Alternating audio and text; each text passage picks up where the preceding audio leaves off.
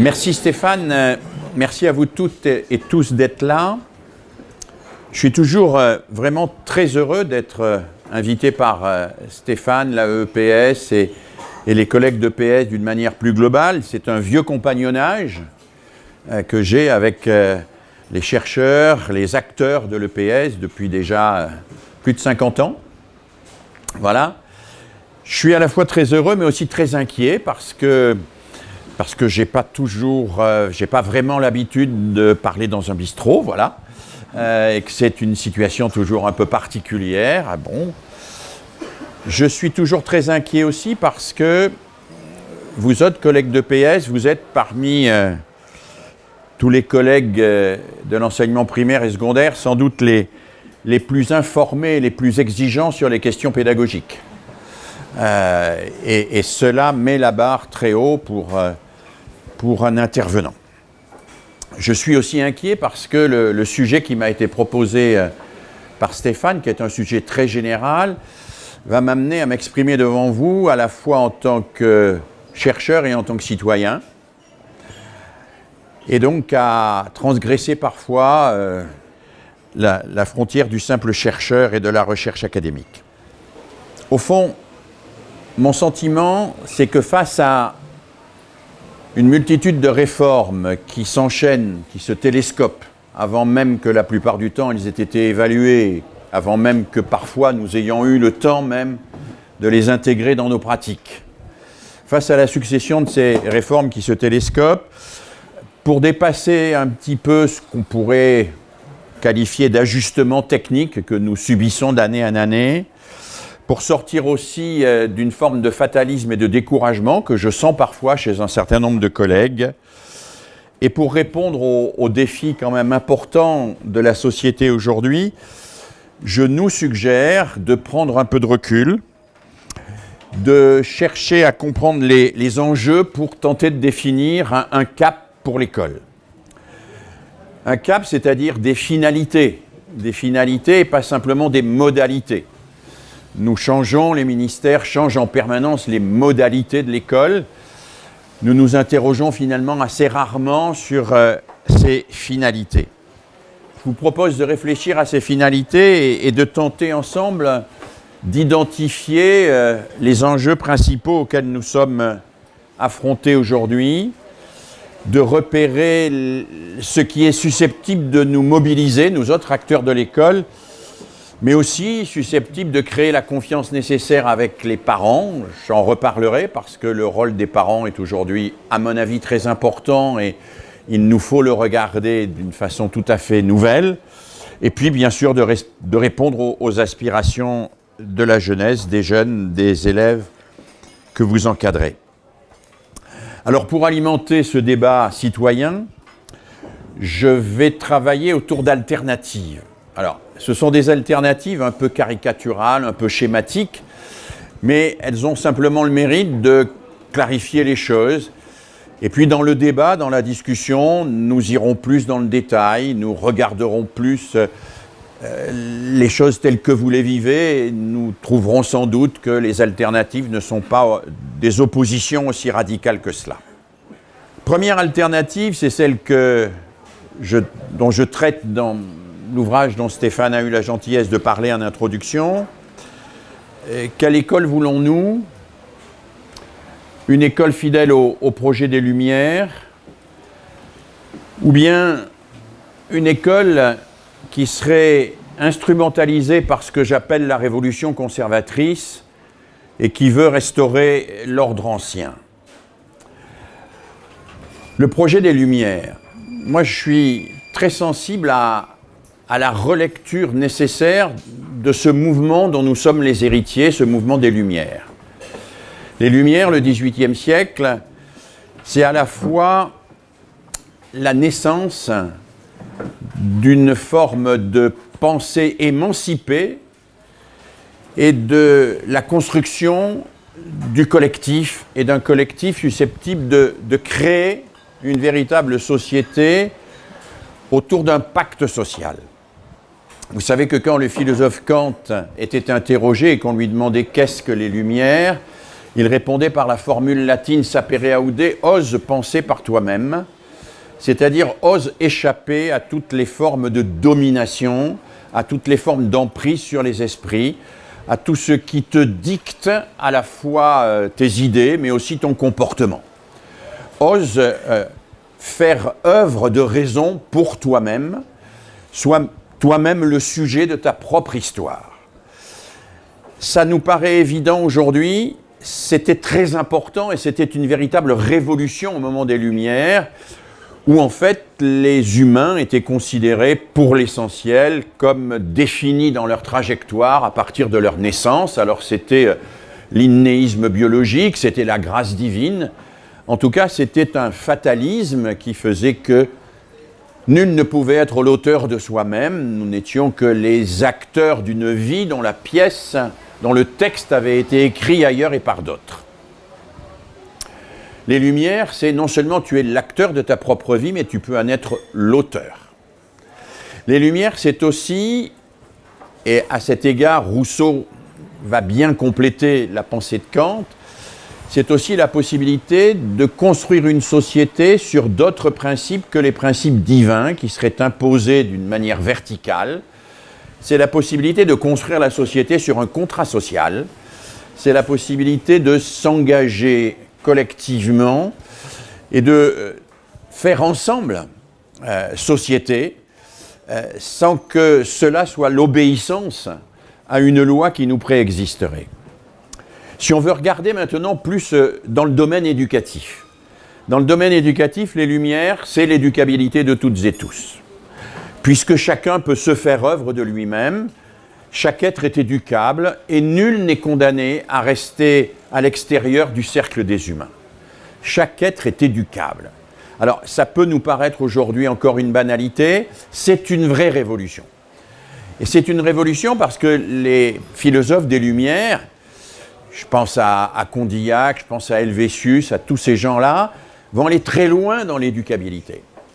Vont expliquer que l'humain, au fond, n'a pas d'essence, n'a pas de nature, et que l'éducation, et c'est une formule d'Helvétius, peut tout. Helvétius va même très loin parce qu'il dit l'éducation peut tout, même faire danser les ours. Alors, à savoir si Helvétius savait sur le plan éthologique ce qu'était que la danse de l'ours et si elle était semblable à celle des humains. Tout ça, on pourra en discuter tout à l'heure, mais il y avait une confiance absolue dans le fait qu'avec l'éducation, on pouvait tout était possible. Alors, il faut bien entendre aussi qu'en affirmant cela, les Lumières prenaient des risques. Ils prenaient les risques d'aller vers une éducabilité qui, à un certain moment, pouvait basculer dans la violence. Et on va trouver un exemple très archétypique de ça chez celui qui, à l'époque des Lumières, au moment de la Révolution française, va être la personne emblématique sur cette question de l'éducabilité, c'est le docteur Itard. Alors, vous avez entendu parler du docteur Itard, peut-être certains d'entre vous, les plus âgés d'entre vous, ont vu le film de François Truffaut qui s'appelle L'Enfant sauvage. Alors, L'Enfant sauvage est un film de Truffaut assez ancien, où Truffaut joue le rôle du docteur Itard. Donc ça se passe un peu avant la Révolution française. Les paysans dans les bois à côté de Rodez trouvent un enfant qui marche à quatre pattes, qui est nu, qui se nourrit de racines. Ils le capturent, l'enfant s'échappe, ils le recapturent, l'enfant s'échappe, ils le recapturent, et comme ils ont là une espèce de bête sauvage dont ils ne savent pas quoi faire, ils l'enferment dans une cage et ils l'envoient à Paris. Ici à Paris, ils l'envoient pas très loin d'ici, rue Saint-Jacques, dans un endroit qui est aujourd'hui l'Institut des Jeunes Sourds. Et là, il est examiné, cet enfant sauvage, par un médecin qui est le spécialiste à l'époque de l'enfance, qui s'appelle le docteur Pinel, qui, après un examen rapide, dit « cet enfant est débile de naissance ». Il est débile de naissance, c'est-à-dire on ne peut rien en faire. Laissons-le dans son animalité, il n'y a rien à espérer de son éducation. Mais il se trouve que le docteur Pinel a un jeune assistant, qui n'est pas encore médecin d'ailleurs, qui s'appelle Itard, qui lui est un disciple d'Helvétius, de Condillac, de ces philosophes empiriste du XVIIIe, qui lui croit que l'éducation peut tout, même faire danser les ours, et qui va se précipiter sur cet enfant qui ne s'appelle pas encore Victor, qu'on va appeler Victor en déformant un de ses borborigmes, qui va se précipiter sur lui et qui va essayer de montrer que même avec cet enfant probablement abandonné pour des raisons qu'on ignore, mais peut-être parce qu'il était apparemment débile, on peut faire quelque chose, c'est-à-dire qu'on peut l'amener à ce qui apparaît à l'époque comme la chose la plus importante pour l'humain, c'est-à-dire le langage articulé. Et Itard va s'occuper pendant de nombreuses années de Victor. Il ne va pas réussir à l'amener au langage articulé. Il va néanmoins réussir beaucoup de choses. Il va lui permettre de s'intégrer dans une famille, il va lui permettre d'avoir une activité quasiment professionnelle de jardinier, il va lui permettre d'accéder à une forme de sensibilité à la souffrance des autres, il va lui permettre beaucoup de choses. Il va lui apprendre beaucoup de choses aussi, et en lui apprenant beaucoup de choses, il va inventer un nombre considérable d'outils pédagogiques qui sont encore en usage aujourd'hui dans un certain nombre de nos écoles maternelles, voire dans des familles. Je ne sais pas, vous avez peut-être dans vos familles vu des enfants qu'on fait jouer avec ce qu'on appelle la boîte aux lettres de Fisher-Price. Vous savez, c'est une boîte en plastique, il y a des trous en forme de lune, en forme d'étoile, en forme de carré, en forme de rectangle. C'est Itard qui a inventé ça. C'est Itard qui a inventé les premiers puzzles éducatifs. C'est Itard qui a inventé les premiers jouets éducatifs, en particulier un petit établi de menuiserie, etc. C'est Itard aussi qui a inventé toute une série de petits outils, de petits jouets pour apprendre à lire. Ça n'a pas marché, mais il était face à un individu en très grande difficulté, et face à cet individu en très grande difficulté, parce qu'il pariait sur son éducabilité, il a inventé une multitude de choses. Et il est en quelque sorte le précurseur d'un mouvement qui va se développer bien après lui, qui est celui de ceux et celles qui, parce qu'ils s'intéressent aux êtres les plus en difficulté, les plus éloignés de la normalité, vont en réalité inventer des moyens pour faire progresser le système tout entier. Alors Itard est exemplaire à cet égard. Sauf que si on se dégage un peu du film de Truffaut, si on lit les mémoires d'Itard, on s'aperçoit que ce n'est pas aussi évident que ça. Il croit tellement dans l'éducabilité de Victor que parfois il y va un peu fort. Par exemple, à un moment, il veut vraiment apprendre à lire à Victor, donc il veut que Victor comprenne que le mollet L-A-I-T, avec les 4 lettres du mollet, ça renvoie avec le liquide blanc qu'il mange au petit déjeuner, etc. Et Victor n'y arrive pas. Il n'y arrive pas, il ne comprend pas, il n'arrive pas à associer ces 4 lettres et à identifier ces 4 lettres pour en faire un mot qui renverrait à une réalité extérieure à lui. Et donc Itard s'énerve au point qu'il achète à un moment ce qu'on appelait à l'époque une bouteille de LED, c'est un condensateur. Il met la bouteille de LED dans le divan et puis il envoie de temps en temps des petites décharges électriques entre les côtes de Victor. Bon voilà, alors il ne faut pas dire que Itard est l'inventeur de la gégène, mais quand même, il y va un peu fort. À certains moments, Itard veut développer un certain nombre d'activités physiques. Il est très sensible à l'activité physique, en estimant qu'à travers l'activité physique, il va développer ses activités mentales. Mais Victor a peur, il ne veut pas sauter, etc. Et un jour, il le monte et il le tient dans le vide au sommet de la tour Saint-Jacques, parce qu'il a peur du vide. Donc, il va utiliser des moyens, il va utiliser des méthodes qui, d'une certaine manière, ne sont pas des méthodes éducatives et qui renverraient plutôt à du dressage qu'à de l'éducation. Et c'est ça un peu ce qu'on pourrait appeler la dérive de l'éducabilité. Quand l'éducabilité s'affole, elle se dit, au fond, tous les moyens sont bons, puisque tous les êtres sont éducables, et si tous les moyens sont bons, eh bien, je peux développer toute une série d'outils plus ou moins coercitifs jusqu'à considérer les personnes, au nom de leur éducabilité, comme des chiens de Pavlov. Voilà. C'est la raison pour laquelle l'éducabilité ne définit pas les Lumières. ce qui définit les Lumières, c'est l'éducabilité plus la liberté. C'est-à-dire, c'est l'affirmation que tous les êtres sont éducables, mais que tous les êtres sont aussi porteurs d'une liberté qui doit être respectée.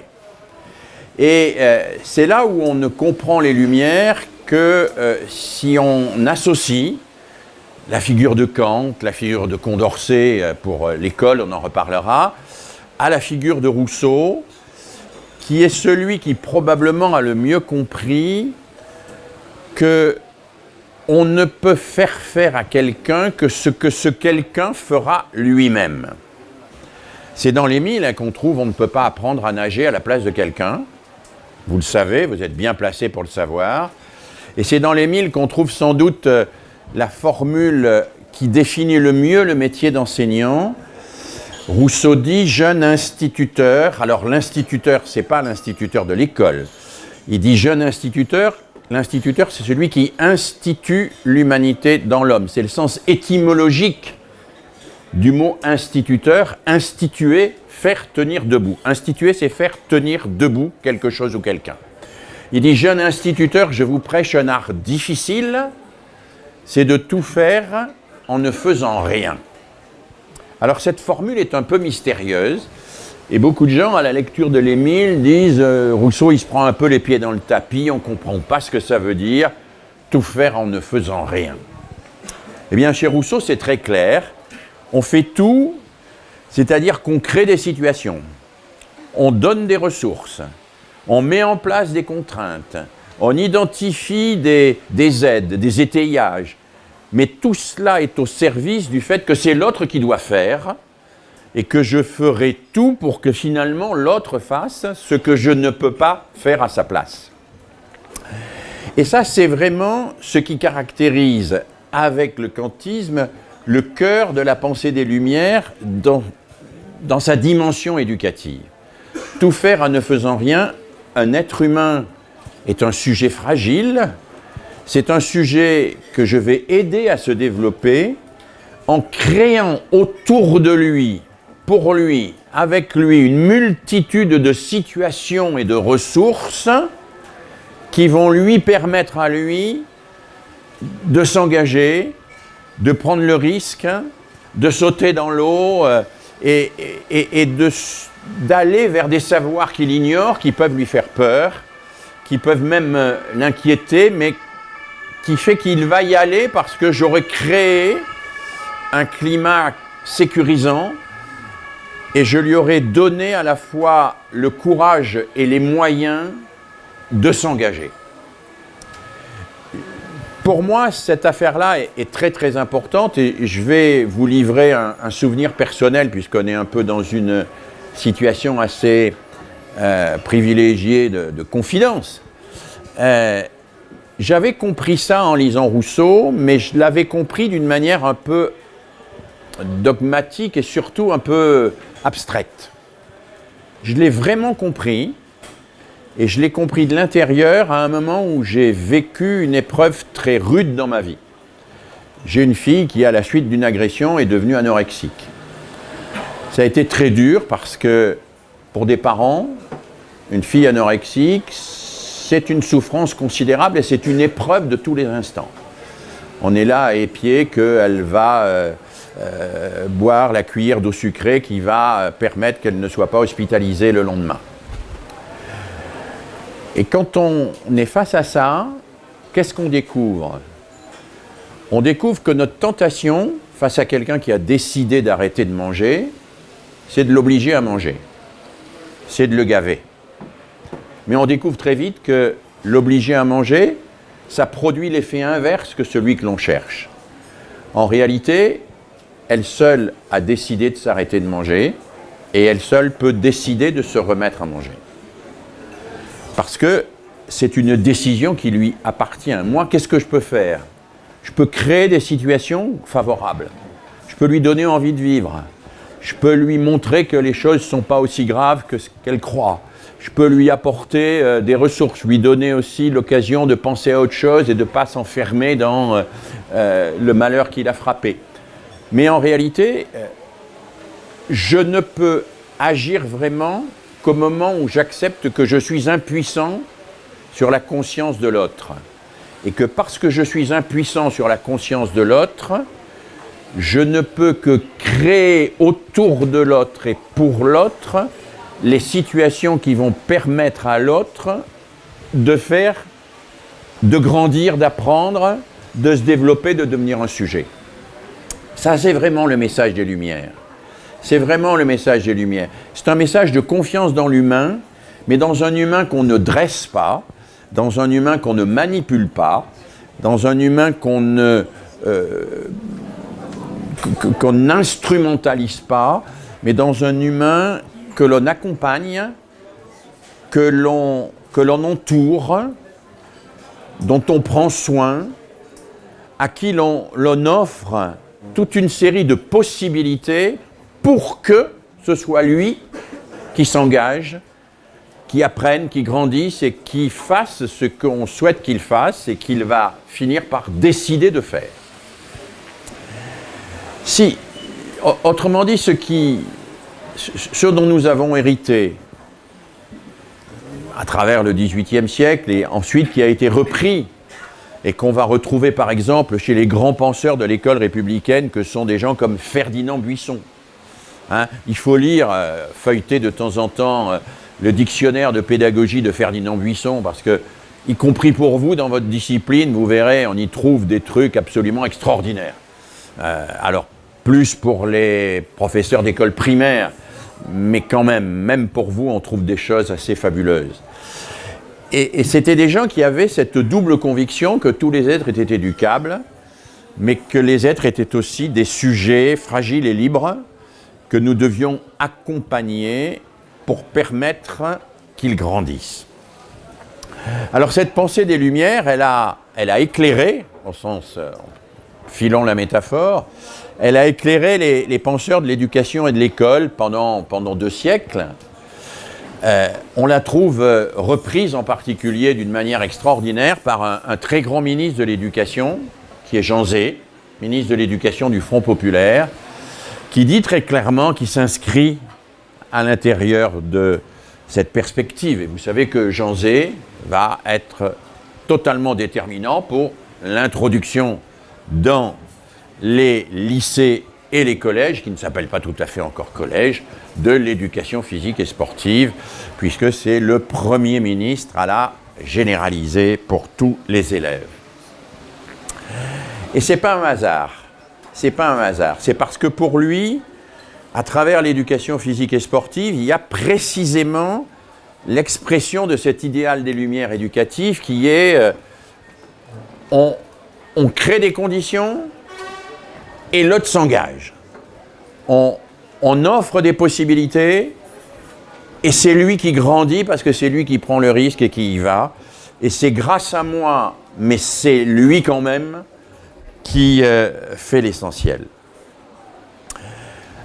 Alors moi, pendant très longtemps, j'ai vécu avec cet héritage et j'ai milité pour cet héritage. J'ai cru que cet héritage était tellement acquis qu'il n'était pas ou qu'il ne serait jamais remis en question. En réalité, je me trompais largement. Moi, ce que j'observe aujourd'hui, c'est que cet héritage est remis en question. Il est remis en question parce que j'appelle, mais à la suite d'autres, une forme de révolution conservatrice. Une révolution conservatrice, alors, on va dire, au sens quasiment étymologique. Qu'est-ce qui s'est passé depuis le début du XXIe siècle? Ça a commencé avant, à la fin du XXe. Il y a eu des grands ébranlements. On va dire, pour faire gros, le progrès n'est plus la croissance. On le sait, il y a plus grand monde qui considère que le progrès, c'est la croissance. L'autorité, c'est plus le patriarcat. Bon, il y a encore des gens qui considèrent que l'autorité, c'est le patriarcat, mais globalement, ça a un peu de plomb dans l'aile. L'Occident n'est plus le centre du monde. Bien sûr, on est conscient qu'on a joué un rôle essentiel dans l'histoire, mais on sait aujourd'hui que l'histoire, elle se déroule parfois ailleurs et que nous devons prendre en compte aussi cet ailleurs. Et quand il y a des ébranlements de cette importance, qui sont des ébranlements colossaux. Parce que l'idée que le progrès n'est plus la croissance, que l'autorité n'est plus le patriarcat, et que l'Occident n'est plus le centre du monde, c'est des ébranlements colossaux. Colossaux. Pour ma génération, c'était impensable. Pour mes parents et mes grands-parents, n'en parlons pas. C'était quelque chose à quoi ils ne pouvaient même pas accéder intellectuellement. Pour ma génération, c'était très compliqué. Entendre qu'il y aurait des progrès qui passeront peut-être par la décroissance d'un certain nombre de choses, que l'autorité sera plus fondée sur le patriarcat et la reproduction de la famille patriarcale et d'un modèle où le mâle dominant impose son pouvoir autour de lui. L'idée que l'Occident n'est plus la lumière à lui seul et qu'il faut prendre en compte ce qui se passe autour, c'est des ébranlements colossaux. Et face à ces ébranlements colossaux, ce que j'observe, mais c'est mon analyse, on peut la contester, c'est la montée au sens propre de ce qu'on pourrait appeler des réactionnaires. Les réactionnaires sont ceux qui ne veulent pas de ça. C'est-à-dire qui veulent que le progrès reste la croissance, que l'autorité reste le patriarcat et que l'Occident reste le centre du monde. Voilà. Ils ne supportent pas qu'il y ait eu ces évolutions-là et que l'histoire ébranle un petit peu ces certitudes traditionnelles. Et ils militent pour, au fond, un retour à un progrès fondé sur la croissance traditionnelle, à une autorité solidement enracinée sur le patriarcat et à une conception du monde où l'Occident imposerait sa loi sans avoir à en débattre au reste de la planète. Et donc, il y a cette montée-là, et vous la sentez, vous l'entendez, vous la voyez. Elle est incarnée aujourd'hui d'une manière particulièrement forte par la presse Bolloré. Elle est incarnée, vous ouvrez Europe 1, CNews, le journal du dimanche, enfin, vous aurez étalé en permanence et à chaque page et à chaque paragraphe cette réaction contre ces éléments-là qui sont pour ces gens-là insupportables. C'est insupportable qu'il y ait eu ces évolutions, ils ne le supportent pas. Et donc ils sont dans une volonté de ce que j'appelle la révolution conservatrice, la restauration de l'ordre ancien. Et comme ils sont dans cette perspective-là, au fond, ils reviennent à une vieille idée d'avant les Lumières. Ils ne conçoivent le gouvernement des humains que sous le signe de ce que j'appelle le pessimisme anthropologique. Le pessimisme anthropologique, c'est au fond l'idée que les humains sont des êtres soit mauvais, soit ni bons ni mauvais, mais qu'en tout cas, ils ne se gouvernent qu'à la punition, qu'à la sanction, qu'à l'exclusion.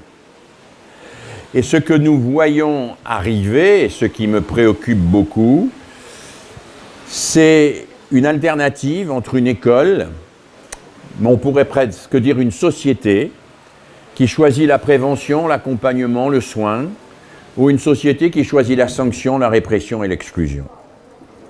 Et j'ai le sentiment aujourd'hui que c'est un vrai choix de société qui est devant nous, et que c'est aussi un vrai choix pour l'éducation, et au sein de l'éducation pour l'école en particulier. Alors c'est un vrai choix de société, et on va trouver des expressions de ce choix de société dans la façon dont notre société traite les chômeurs, dans la façon dont notre société traite les immigrés, dans la façon dont notre société traite les familles. Par exemple, ça ne gêne absolument personne qu'on supprime des subventions au planning familial et aux associations qui accompagnent les familles en difficulté, et que simultanément, on supprime des postes d'éducateurs de la protection judiciaire de la jeunesse, qu'on multiplie les structures d'enfermement, c'est-à-dire qu'on privilégie l'option répressive à l'option préventive. Bon. On trouve ça dans beaucoup de domaines, mais on le trouve dans le domaine de l'école. Et on trouve en particulier cela autour de cette thématique très forte du retour à l'ordre. À l'ordre. Alors, je ne dis pas qu'il n'y a pas de problème d'autorité à l'école, je ne dis pas qu'il n'y a pas de problème de désordre à l'école, je dis que la manière de traiter les problèmes d'autorité, les problèmes de désordre, les problèmes d'inégalité, les problèmes d'échec scolaire est déterminante et que si on les traite à travers le seul prisme de la sanction, de la répression et de l'exclusion, on trahit l'idéal des Lumières. L'idéal des Lumières qui nous dit « nul n'est irrécupérable ». Et donc, faisons le pari qu'en inventant, qu'en imaginant, qu'en trouvant des solutions éducatives, on va pouvoir réussir à intégrer tous ceux et toutes celles qui se sont mis de côté. N'oubliez pas, c'est une belle formule qu'avait Condorcet, que pour les Lumières, c'est la faute qui exclut et c'est la sanction qui intègre. Ça, c'est très important. Condorcet disait que quand vous faites une faute, vous vous excluez du collectif. Et donc le rôle de la sanction, c'est pas de vous exclure une deuxième fois du collectif, puisque votre faute vous a exclu du collectif. Le rôle de la sanction, c'est de vous réintégrer dans le collectif. C'est-à-dire de vous permettre de retrouver cette place dans le collectif. Alors, parfois, il faut effectivement vous écarter du collectif jusqu'à ce que vous soyez capable de vous y réintégrer, mais c'est bien le principe de la sanction, c'est bien de permettre cette réintégration et non pas de vous exclure une deuxième fois du collectif dont vous vous êtes vous-même exclu par la sanction, par la faute, pardon. Aujourd'hui, pour travailler, moi, avec des éducateurs de rue, etc., ils me disent que pour les jeunes, c'est souvent l'inverse. Hein. C'est la faute qui intègre et la sanction qui exclut. Hein. C'est-à-dire la transgression intègre dans le groupe, dans la bande. Hein. Si on transgresse un truc, ça permet de montrer qu'on est capable d'eux et donc on s'intègre dans une espèce de collectif identitaire solidaire. Et la sanction, ça vous exclut et ça vous met dans une position qui fait que vous êtes doublement à l'extérieur du collectif.